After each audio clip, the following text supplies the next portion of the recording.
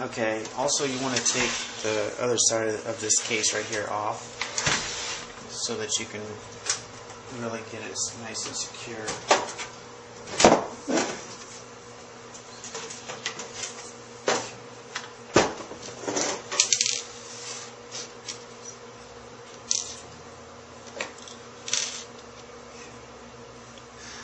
And then we have a couple of holes over here we need to put some screws in.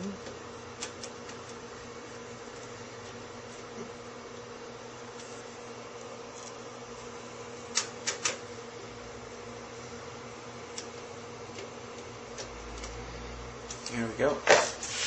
Now it will not slide out and it's in there nice and flush. Okay.